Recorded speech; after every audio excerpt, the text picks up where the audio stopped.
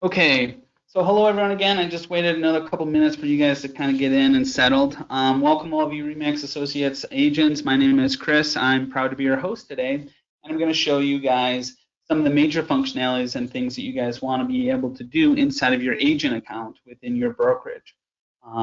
So right now what I'm in is I'm going to be inside of an agent account underneath a brokerage. So this is going to be the truest representation of what you guys are going to go through when you guys are creating transactions and utilizing some of these pieces of information. So first and foremost is actually creating transactions and understanding templates. So templates will automatically be created for you guys when you guys are going ahead and applying them or utilizing them. And I want to show you what it looks like to actually use a template. Okay, so I'm going to do that for you guys right now.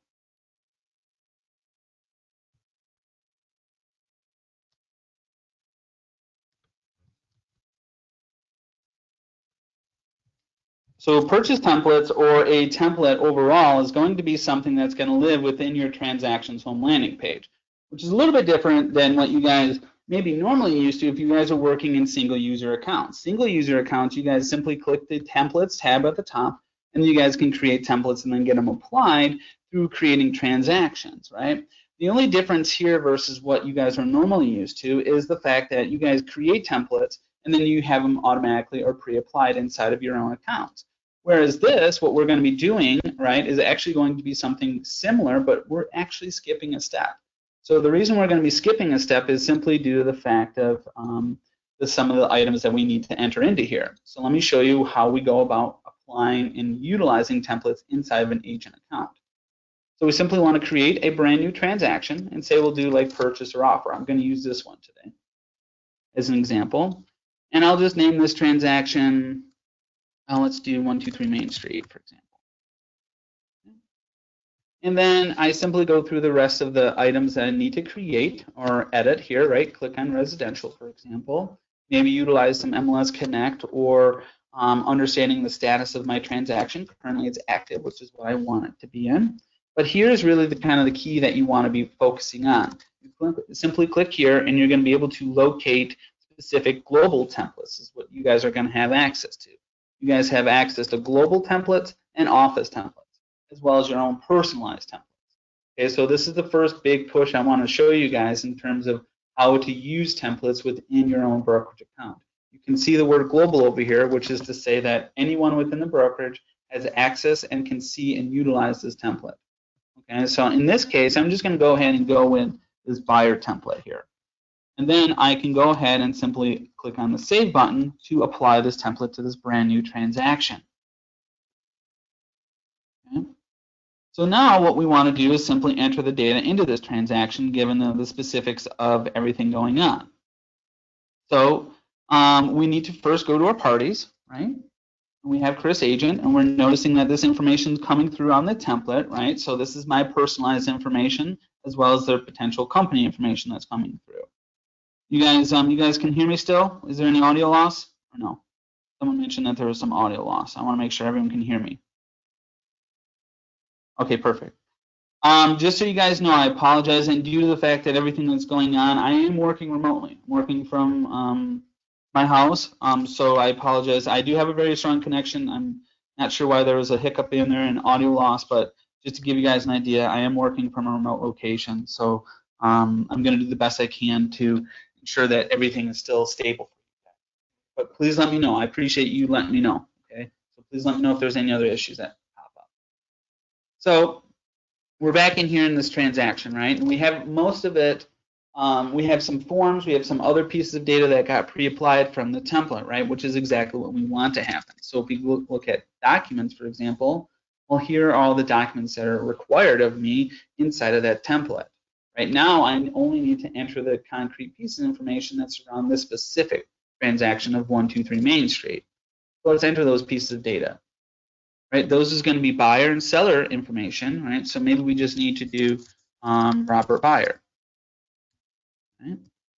Street address, we don't necessarily need to enter that right now, but we'll put in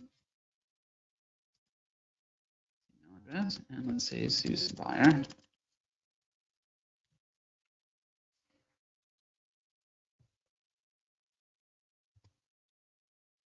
click on save. So we entered 2 buyers, right? 2 pieces of information. Now we can go backwards. And we can see our parties here on the parties tab. So they've been officially added to our transaction along with myself, who's remained static. So one of the other features and functions that you guys wanted to see today is actually how to send these documents out through electronic signature. So we're going to enter some data. I'm going to send them out to be electronically signed. You're going to see the life cycle of that. And then once it comes back, I'm going to show you what you need to do in terms of if there's approval processes that you guys need to go through. So that's also something else that you guys are going to see, how to approve it, any notes that you want to carry along with it. So you're going to see the true cycle of what I believe you guys are going to be doing within your agent account, okay? Okay. Let's do this. I just want to do something really quickly.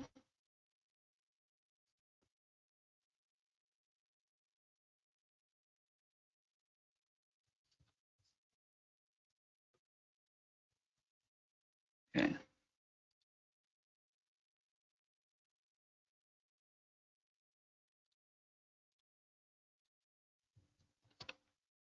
Okay, so here we are inside of the transaction, right? What do we need to do now? What we need to do now is entering some pieces of information in this transaction. We already entered parties. Well, let's open up the buy-sell agreement, right? And we need to enter a date. So we simply enter that piece of information. And we need to enter some purchase pricing, right? Maybe that's going to be down here where we need to enter the purchase price. Or what we can use is something that's called fast fill. That'll help us in this endeavor of locating purchase price. We can see down here, here it is. And say the transaction itself is $350,000. And we click on save. And these are some information pieces that are pretty concrete. You guys can enter the rest of the data in here. I just want to show you these steps, right? So now what I want to do is I have buyers, right? I have myself as the agent. I enter some information into my forms, and I want to make sure it get relayed over to my buyers and other information that would be evidently filled out on here, right? These are just quick examples. And then I can go ahead and simply click the e-sign button to begin creating an e-sign packet to send out for signature for my clients to be able to sign. Any questions on anything I've done so far with you guys?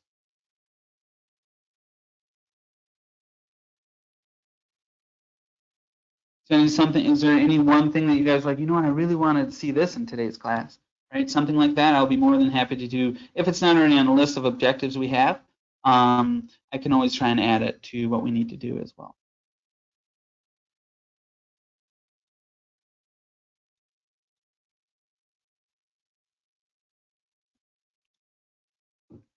Okay, the question that came in was about creating templates and utilizing templates.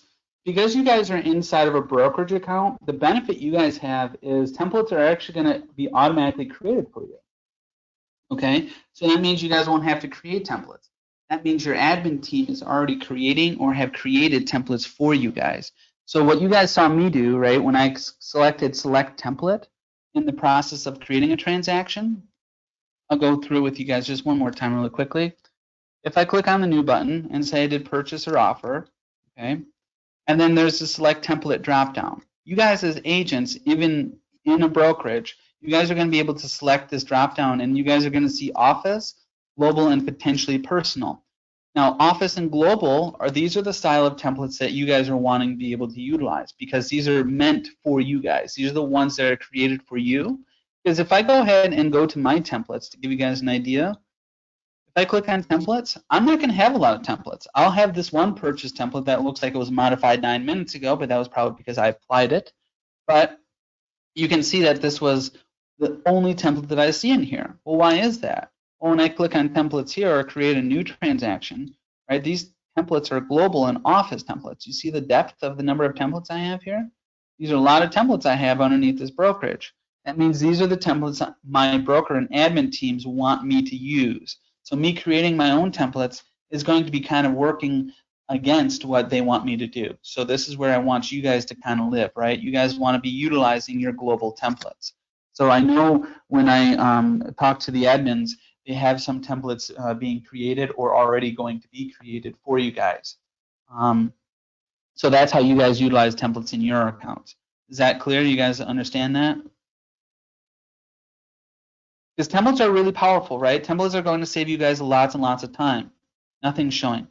Oh, might be. Okay, do you guys see what's up on the screen now? You guys see here? Are you pointing? Okay, perfect.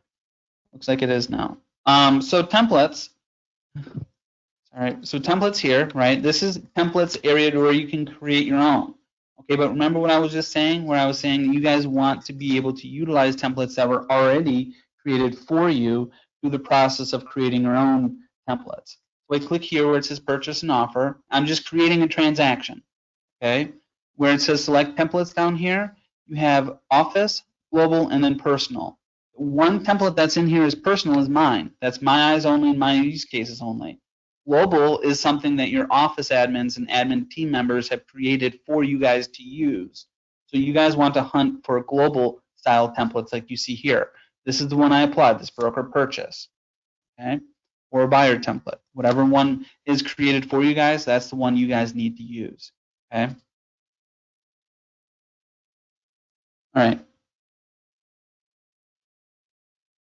From my understanding, you guys have been introduced to Zipform Plus in the past, right? You guys have been using Zipform Plus, or you guys are completely brand new to the platform? You guys haven't used Zipform Plus at all. Okay. All right. All right. Okay. So let's do a little recap of some of these core basics. Okay. I'm not gonna found that we have to pay now for level 2 signing features. Not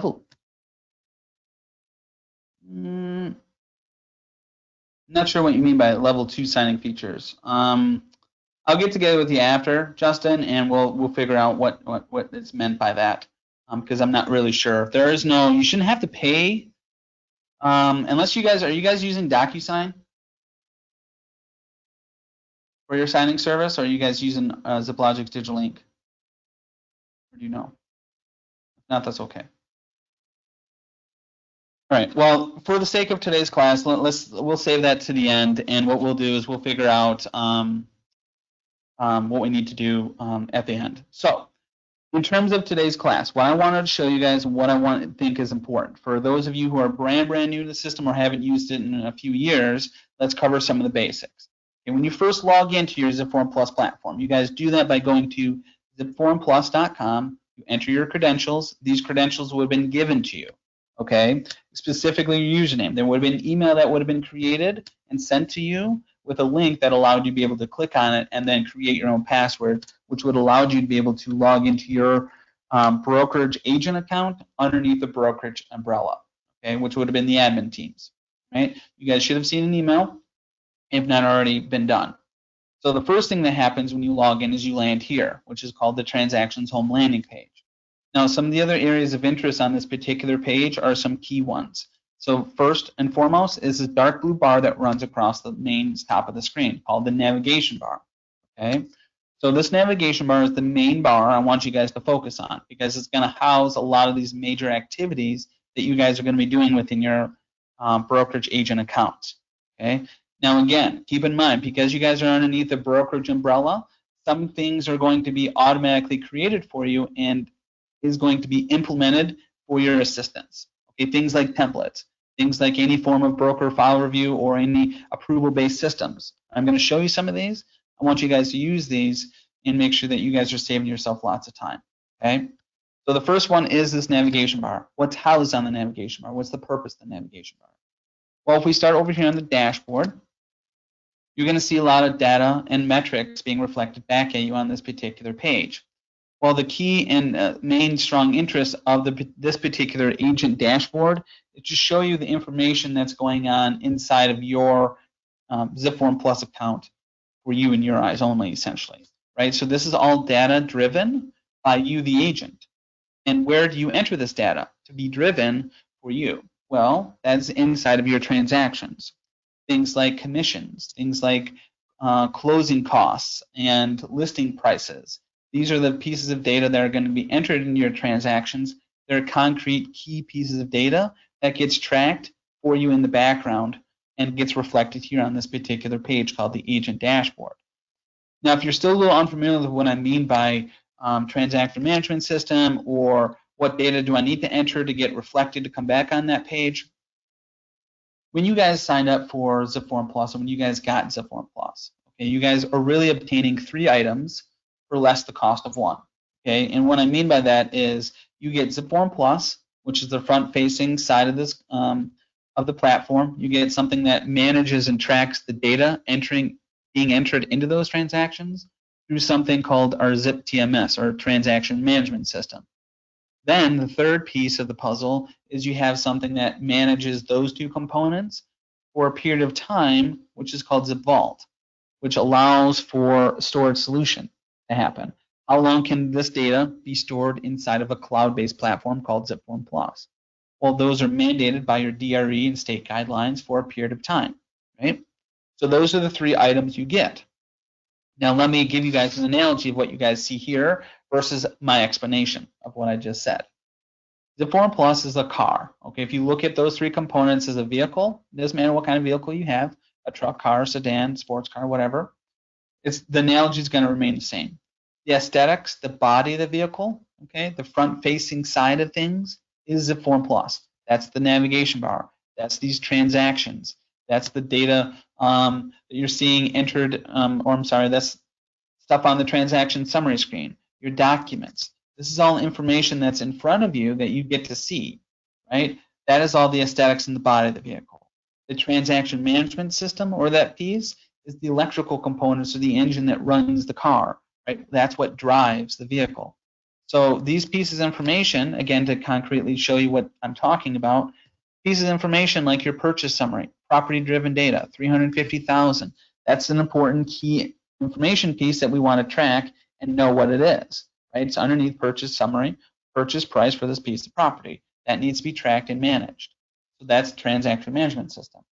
This is the kind of information that will be reflected on the agent dashboard. Now, the last of the 3 pieces is something that's called Zip Vault that manages those other 2 components. That's like our insurance policy, right? That covers bumper-to-bumper kind of coverage. Tells you how long and when things need to be monitored and maintained. Well, you can click on this icon up in the upper right-hand corner to change your transactions from a grid or tile view to a list view. This list view here is going to show you this retention date that you see here, which is telling you that this transaction is going to be removed from my Zipform Plus account on Friday, March 19th of 2027. So you have a number of years before you need to do anything with this particular transaction until it gets removed, right? So with that said, that is the very quick rundown of what you guys have access to, right? So that's in a nutshell, what you guys have. Now, the navigation bar and the navigation of the platform is going to run across the top part of the screen. Each one of these different tabs and or drop downs that you see is going to yield you a different kind of result. You're always looking at everything from a top-down perspective, right? So you click on transactions, which is we're here right now. You're not only looking at one transaction, but you're looking at multiple transactions, right? If I open up a transaction, notice that this is going to remain highlighted in green because I'm diving deeper into this particular transaction, but I'm maintaining the integrity or where I'm at underneath transactions still, right? So it's telling you that I'm still in a transaction in this area and I'm working inside of this particular section. Now, the other areas are templates, DocBox, tasks, contacts, partners, and help. Templates is something that we've already discussed a little bit. I'm going to discuss again just for clarity purposes. But this section allows you to create templates. Okay. The good news, again, the hammer and the nail in, is that you guys won't need to create your own templates because templates are going to be created for you if they haven't been already. All right. Now, DocBox, this area allows you to upload documents into this particular section of the platform for an unlimited document storage. If you guys heard of like DocBox or Google Drive or OneDrive or some of these other external storage solutions out there, this is the same thing. It just lives directly inside of Zipform Plus. Okay, so you have an unlimited amount of document storage you can be entered here, and then you can simply apply those particular documents to a transaction at a later date, when and if needed, right? Now, tasks allow you to keep track of these major events that are going on within your transactions, right? Now, what would be these major events? These major events would be completing a document or a form, right? Finishing entering the data. It could be something as simplistic as contacting a lender or contacting a seller or an inspection company, right? It's an objective. If you want to look at them as chores, you can look at them as chores. This is what allows you to track the transaction or the major components and events of a transaction right from this particular page. Okay, which also there's a section living within your transaction that allows you to do it even better, okay, which I'll show you. When we click on contacts though, contacts is what you think it is, right?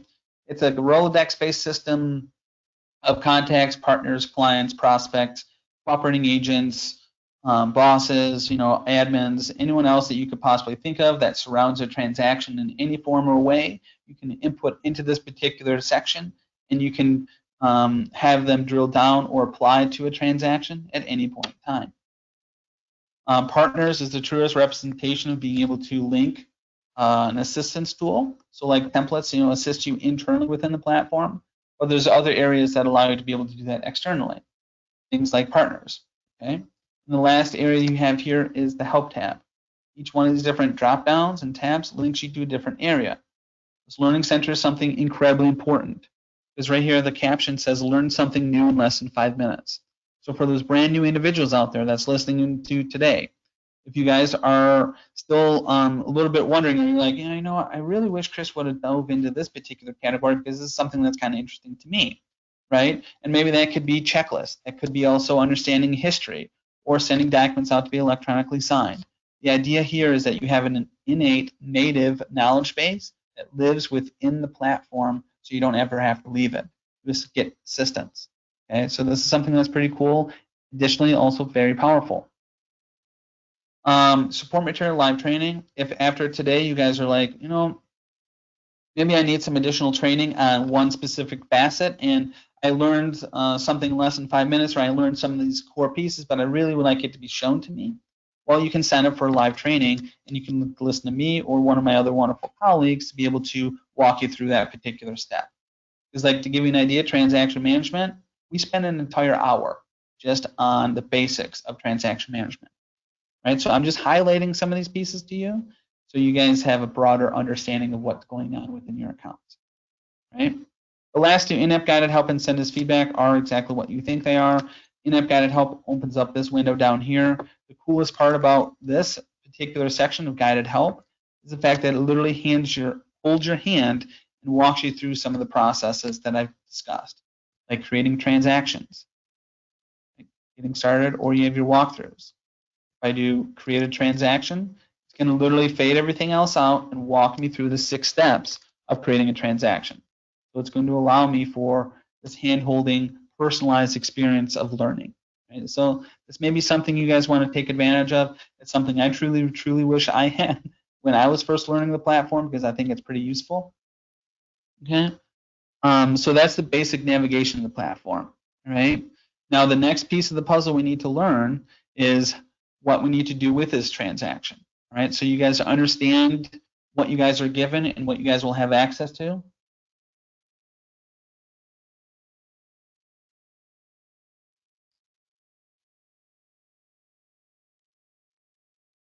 Okay.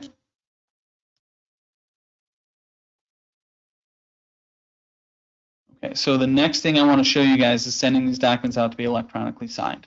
Okay, so let's do that. So let's open up our Main Street transaction. We've applied some forms. We've added some parties already at the beginning. All right, so just imagine that we're doing this step in the proper order.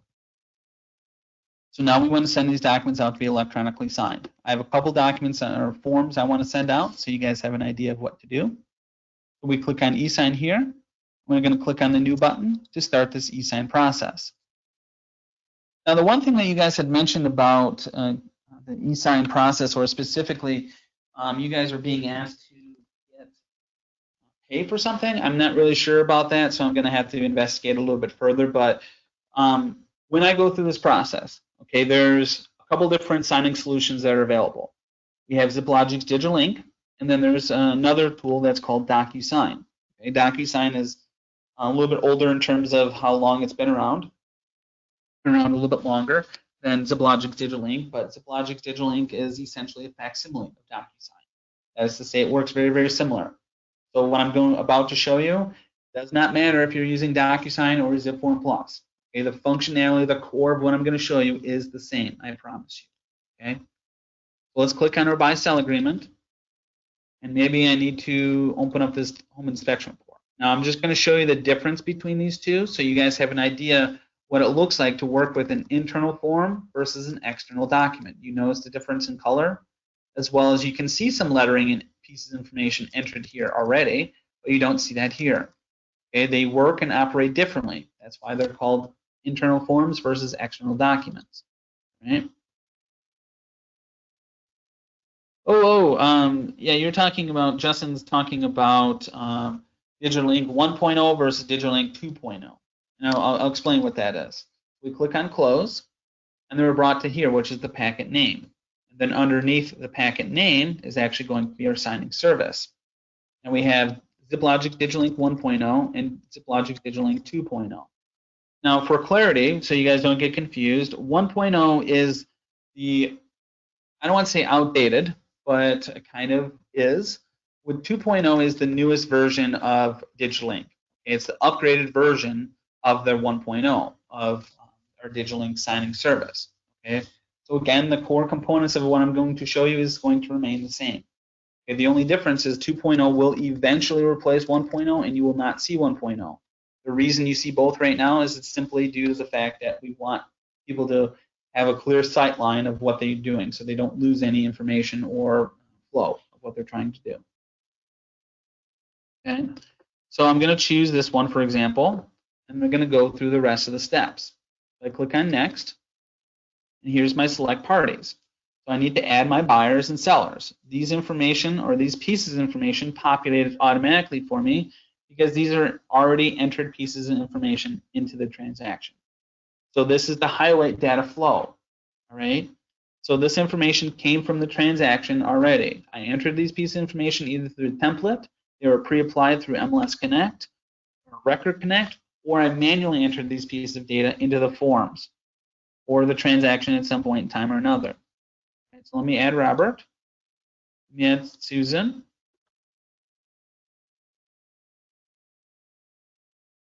and I'll add selling agent. Or I'm sorry, it should be the buying agent, right? Well, we'll just add these two for right now. Then we simply click on Close. And we have Robert Buyer, and then we have Susan Buyer, our two buyers. And we have our signing order, right? Signing order is important. So is email, and so is the cybersecurity protection. Now, again, I'm not going to cover the cybersecurity protection right now because in the event you guys use DocuSign, or some of you guys do, cybersecurity protection is irrelevant. So let me cover signing order because with DocuSign or ZipLogic Digital Ink, it does not matter. Signing order does matter in the sense of order of operations. Let me explain. It doesn't matter between the platforms because they work the same, is what I was trying to say. So signing order, you have one and then number two. So this is like an inline signing. So you're literally signing in line. So it's like standing in line at a Starbucks or going through the fast food lane in a McDonald's, for example. How does that work and how does that operate? Well, one person goes, they place their order, they pay for it, and then they get it. Then the next person goes, places their order, pays for it, and then collects their order, right, in that order. The same process can be had with our signing order.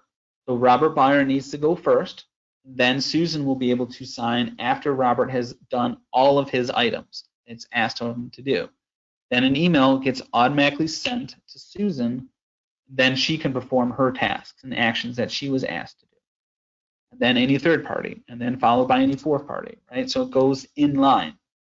If I want to adjust that by any means, if I want to change it to say 1 and 1, meaning both Robert and Susan can sign at the same time, so they're not restricted by each other or bound by each other in an order of operations. By choosing the signing order both 1 and 1 here, it allows for both the parties to be able to sign at the same time. So given my analogy, imagine the second register is open for two people standing in line in my example. So now both people can be assisted, place their orders, pay for their orders, and potentially receive their orders at the same time. Okay? So it does not matter which one you choose. I'm just educating you guys on which pathway you guys would like to choose given the two pathway choices you have. So I'm going to go ahead and just leave it in inline. And I'm going to make Susan first, and then I'm going to choose next to make her go first. I'm going to click on no thanks.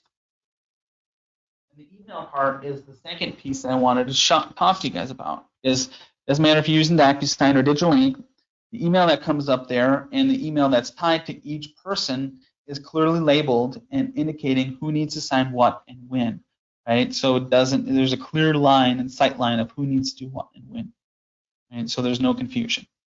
So let's start from the top. Here's our tracker, right? So we went through our 3 steps of e-sign. So we've selected the forms we want to send out to be electronically signed. We've also selected the parties to perform actions on the documents and forms we've just added. And now we're at the point where we're adding signatures or / tasks for these parties to do on these forms and documents, right? So remember when I was talking about the difference between internal forms and external documents, and that they work differently and they have different powers and abilities? Well, that is actually going to be evident here. So let me show you. The first one that I have here is going to be an internal form. We can see Robert and Susan's initials automatically popped into this process for me, automatically. This is by the use of an internal form. This is also by use of our transaction management system, data flow system, okay? So this is depth of the communication that's between internal forms and the rest of the transaction that's going on already, okay? So let's continue to scroll down a little bit, and we can still see that this information is populating, which is exactly what we want it to be doing. And then we have initials, okay, also populating the way we want them to.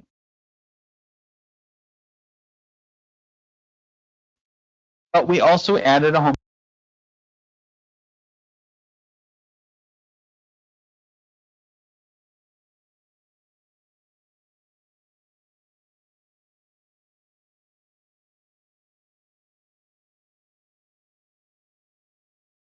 inspection report, right? So let's scroll down a little bit further until we get to the point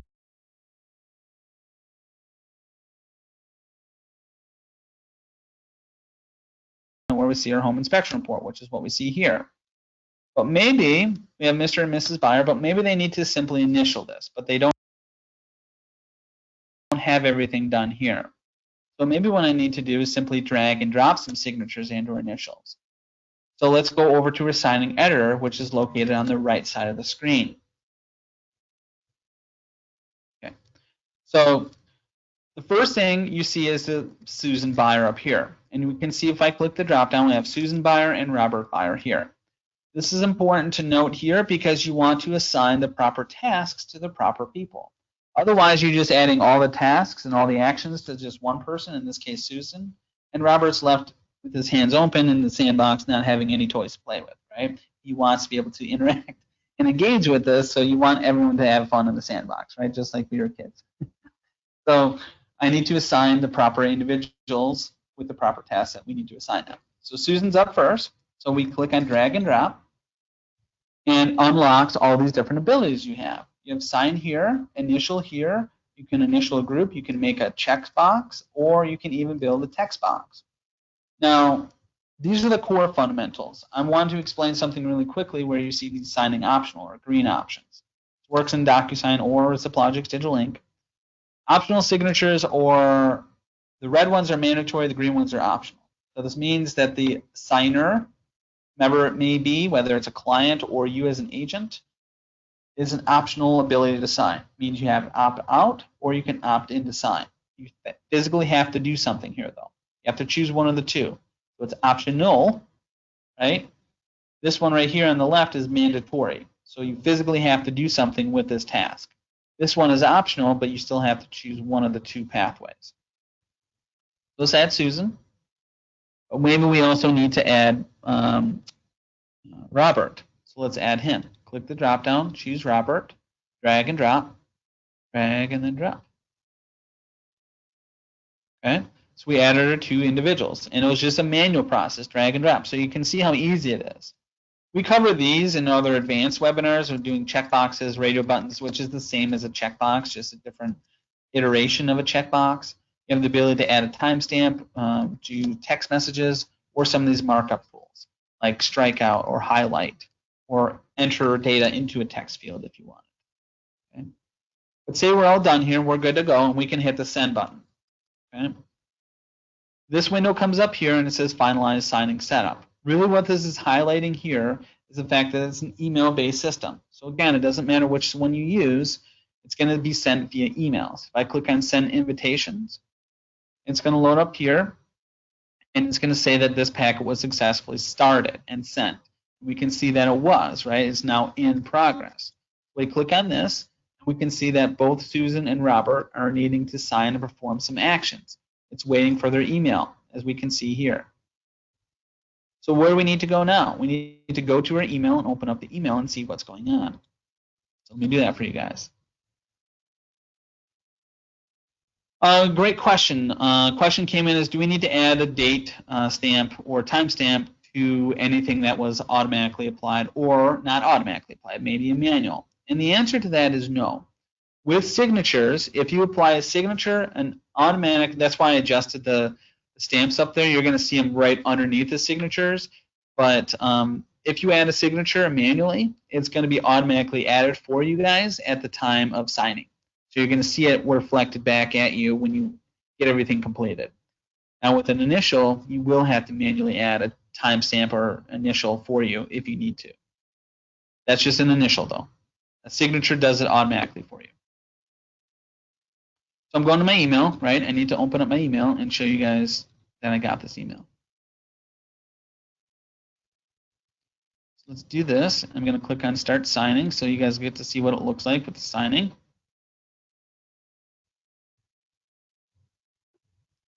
We can click on Start Signing.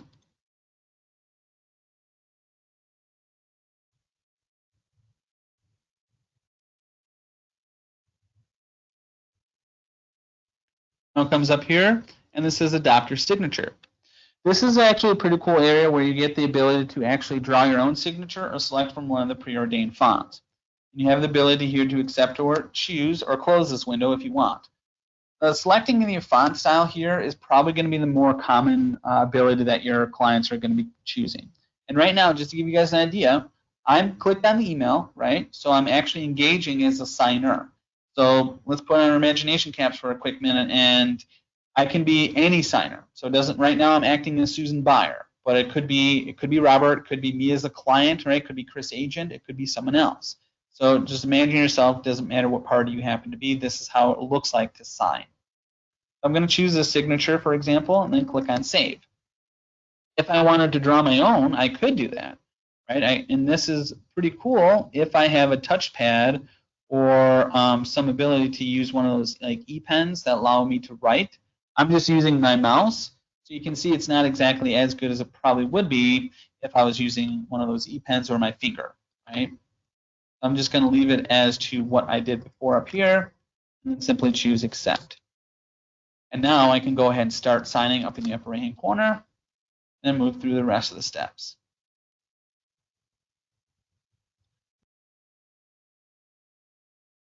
You can see all I'm doing is simply clicking. Right?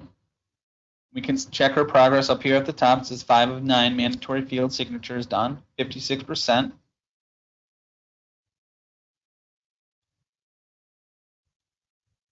And then we're getting close to the end, right? 89% now. This is the window you guys want your clients to see in as a signer. Any signer needs to see this window because it says complete signing. You can stay in review or you can reset. If I hit complete signing, that means I am done for myself. Right? It says thank you. You've successfully reviewed and signed. Click OK. Now it brings me out of that signing process. So now I'm just simply waiting for the other email to come through for me to sign as the other individual. Remember, I did an inline signing just to show you guys what it would look like. Okay? So now that I went through the entire process, you're just going to see a repetition of that when I sign as Robert Buyer. But I want to ask if there's any questions or concerns on anything I've walked you guys through so far. Right, we're almost done. We're about 3/4 of the way through. We only have a couple more things to show you guys of what happens once documents get signed and done, completed, where they fall inside of your transaction. And in addition to that, what can you do after the transaction or signatures have been placed on documents, right? Document approval is the next step. You can see several of those emails coming in. So let's go to our email.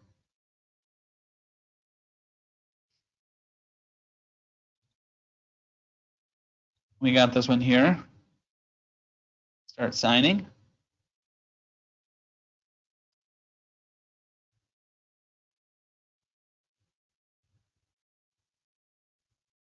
Here's his adopted signature. So if you made or drew your own signature at all ever, it does save it. As you can see here, this is something I created before in the past.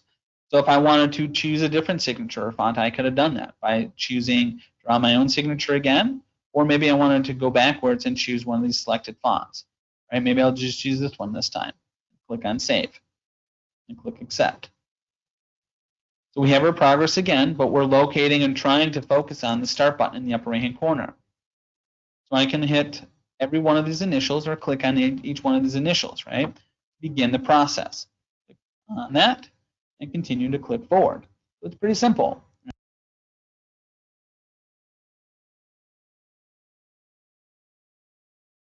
Right?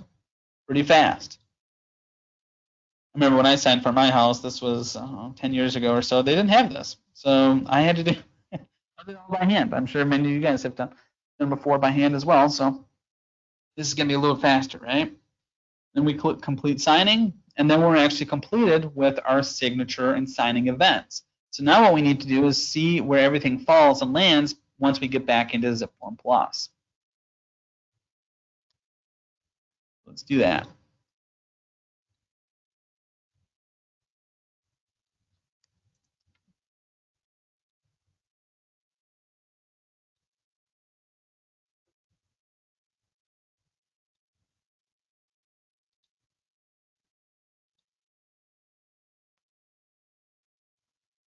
Okay, so just got back into the account. Let's refresh this just really quickly, just to ensure that everything's good to go.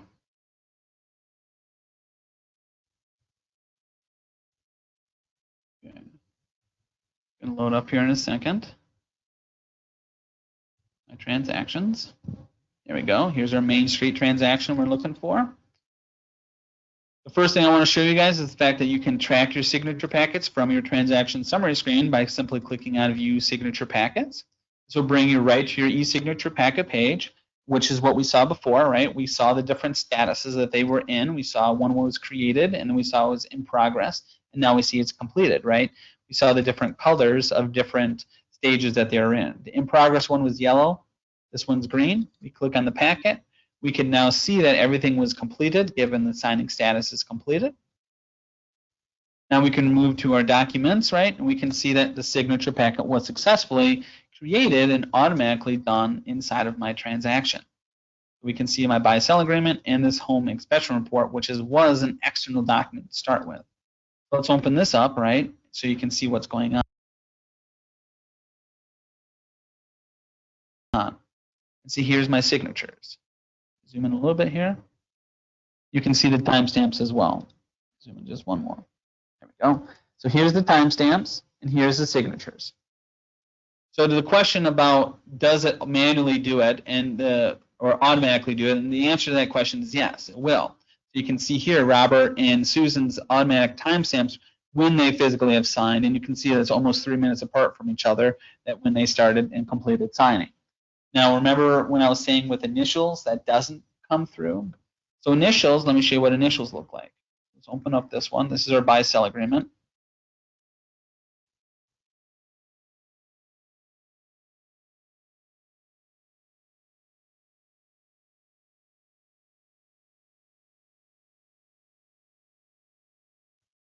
Scroll down, see here's initials. Now initials don't come with timestamps next to them. You can manually add them if you want by clicking that gear icon, right? But most of the time it's not. I don't know how required it is if you guys need to add timestamps to initials. Some people in some states it's a whole lot more required than others. I believe for the most part it isn't required for most of everyone, but I could be wrong. Okay. So now that we know everything comes back to us, right, that's awesome because that's pretty cool. We want that. Now what is the next step we need to do? Say we go back to our Documents tab or Document List tab, and maybe we need to say we're completed with this transaction or we're just about done. We want to make sure that things get reviewed, right? So maybe I need to click on this icon here where it says Review, and then it opens up my Selecting of Approval stamp, this window here. Now the first thing I want to educate you guys on is this particular process as a whole. So there's 3 stages or 3 steps to an approval process. You can do a task, you can do a document, or you can do a transaction altogether, all right? What I'm doing right now is a document. or form, right? I clicked on the stamp itself to engage the process, or I can click on approval. I click on approval, it's going to ask me what items I need to be approved, right? Maybe it's a buy-sell agreement and maybe the home inspection report along with her signature packet, right? I'm going to include both. And I click on next. And now I need to say that this needs to be reviewed, right? To our admin team, admin X, right? I'll just say it's me, admin Chris. Can you please review the before signed docs and after signed docs? And then you simply click apply. Now what happens when you click apply? The status was successfully changed, which means that these two items are now being set to be under review. So what's going to happen now is that it's going to go to the admin. They're going to receive a notification, and it's going to be asking them to approve it. Okay, so once it does get approved, you're going to get an email notification saying, hey, this was approved. Okay, so that's your introduction to the approval stages as well as the approval process. So one last thing is going to be transaction approval. So say, okay, again, that we have everything approved in terms of our forms and documents, right? Which is perfect, is cool. We have those signed documents done, and this is what it's going to look like once it's approved. You can see it's a green check mark or a stamp, which means agree to go, right? So this is our transaction timestamp, or excuse me, approval stamp. So if you need to have the entire transaction approved, you simply click here where it says need to review, and then apply. And then now this entirety of this transaction is going to be sent to be approved. As we can see here, this is what it looks like in review. This is what it looks like once it's approved. Okay, and there's a clear sight line of notifications, and they always get sent in two ways. Okay, whenever you send something to be needing approval, it almost always, in fact, it does always get sent in two ways unless there's a change to the permissions, where it gets sent to be notification via email and a notification via in-app. Okay, the in-app notification is your bell icon at the top. The email notification is an email, so it gets sent via email. You guys can open up your email, and then it'll notify you of any comments or concerns that carried along with those comments, along with the document or forms or transactions that needed or are now approved. Okay. Okay, so any questions on anything I showed you guys today? I showed you guys how to work with templates. I gave you guys some basic navigation tips and tricks. I showed you guys, walked you guys through the electronic signing solution. So again, keep in mind, if you guys are using DocuSign, the system in the process is the same, identical. Okay. Similarly with Digital Ink 1.0 and 2.0. Okay. It's the third stage is what looks a little differently, but I promise you the functionality is the same. Okay, I would rather you guys use 2.0 if you guys need to, or DocuSign, what I believe you guys have.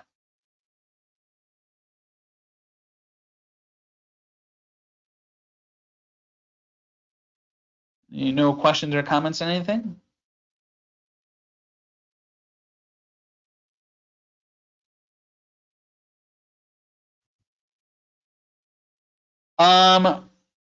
Okay, a couple questions. Deborah's asking, I'm interested in the ability to have forms completed by the clients. Okay, you're talking about like say a seller's disclosure, right, Deborah? And then Justin asked, does 2.0 have limited use? No. Everyone should have access to 2.0 if they don't already. Yeah, I believe everyone. You guys are in, what state are you guys in again? I'm sorry, I don't remember. I believe you guys have 2.0. If you guys already see it, you guys should, yeah, you guys have it already. You guys have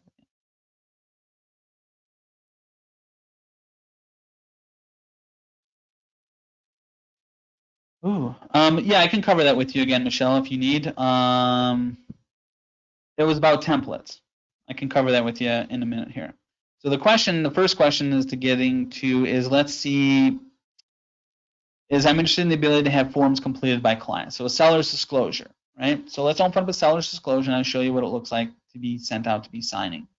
So now it doesn't necessarily matter what seller's disclosure you guys have. I'm just going to use this one in particular because I believe I have it attached here. So let's look at One.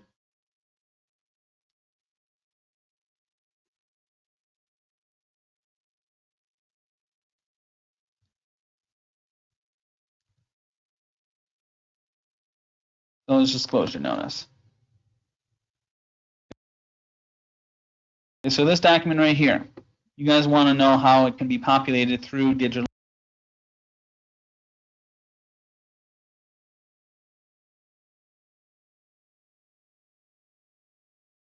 link or through the signing services, right? Well, the main thing to know when it now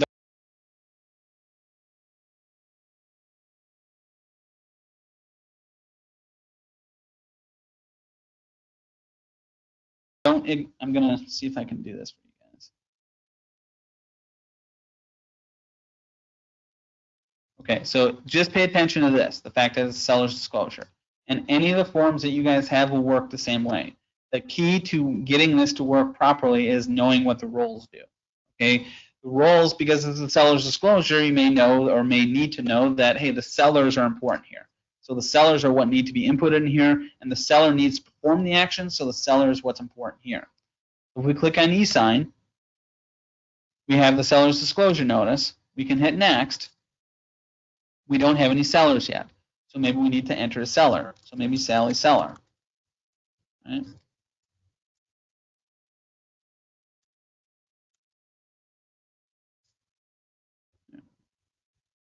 And click on close. Next. And then it should load up here for us the way we want it to. Because again, the key thing here is the seller needs to be the proper party, being the one that's going to populate what we want it to populate. It's taking a minute for it to load. It should load. And then yes, I will go back and cover a brief recap of templates really quickly.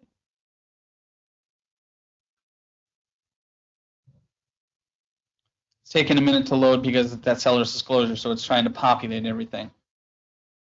It needs to place all those fields on there, so it takes a minute. Good.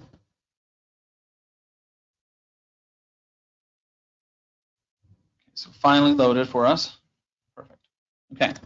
So again, see here's this is the seller's disclosure. You see how all the stuff is now populating? So this view here is what it's going to look like for your clients. So all they're going to have to do is simply click on this field and choose whether or not they want to opt in this or opt out of it. Okay, so it's not a mandatory field, right? These are optional fields. So this is what you want them to do, because you want them to, hey, if this is, do they have a dishwasher? Okay, yes, click it. But they don't want to have to go through click, click, click, click, click, each and every one. Okay, so that's what it looks like there.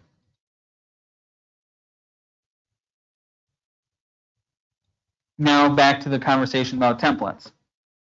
So I do apologize because there was a little bit of lag there in the very beginning, and it didn't allow me to show on the screen in the beginning for just a quick minute here. So when it came to templates, okay, what I showed you on how to use templates,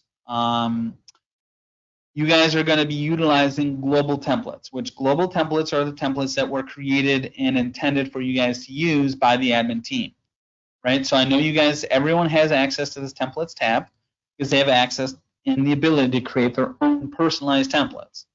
However, that works off against what the admin team wants you guys to do. They've created these templates for you guys so you guys can use them. Now the only question is where can I go to find these templates that my admins created for me? Well, that's actually through creating a transaction. You click on the new button. You click on whether it's a listing or purchase. I did a purchase in my intro. Let's do a listing right now just to cover both bases. We have, and this is just the listing demo transaction. Click on residential, and then I click down here where it says select template, because that's what I'm looking for. Because I want the power of templates, and I want to be able to use templates, but I know my admin teams have already created templates for me. So what I was describing for you guys in the beginning is notice this classification here where it says personal, office, and global. Personal is your eyes only and your own use cases only. So these are the only templates that you can create and you can use only, right? Office and Global are the templates that the admin team have created for you guys to use. Okay, so look, there's several different templates here that have been potentially created for you guys. Now this is my account, but notice the level of different templates you can have, or how many, right? These are the templates you guys are looking for. So maybe it's this one I need, this listing residential template. Okay, so I simply located that desired template that was already built for me. Then I click on Save. I'm going to get a notification in yellow at the top letting me know that that checklist and template was applied. Okay, if I want concrete information on that, I can click on History, and I can see that this template was applied, listing residential template. Okay, so that's how to use and work with your admin and specific broker style templates. Right. Let's get down to the bottom here.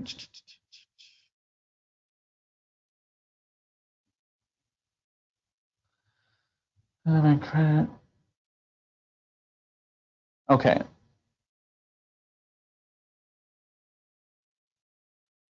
You guys, just so you guys know, I see some of these other questions in there. You guys are going to get a copy of today's class after I close out of it. Okay, you guys are going to see it sometime tomorrow about this time. So 11 a.m. Eastern Standard Time is when you guys should receive an email with a copy of this link of the class today. Okay, just for you guys. Now, Justin's last comment about, see, I'm still a little confused at this credit that you keep running out of on 2.0. That I'll look into that outside of this, and you guys should be able to use your signing services. Okay, so if you guys, the thing with Digital 2.0 is it's something that the brokerage would have been providing for you guys, right? Or if it's a member benefit, you guys would already have access to. So those are the two pathways to being able to get this. I'll do a little bit more investigation on my side, Justin, for you and ensure that you guys are getting everything that you guys need. So I'll find out about the credit thing, but my guess is that things should already be paired to the account. But I'll find out for you guys and understand what's going on.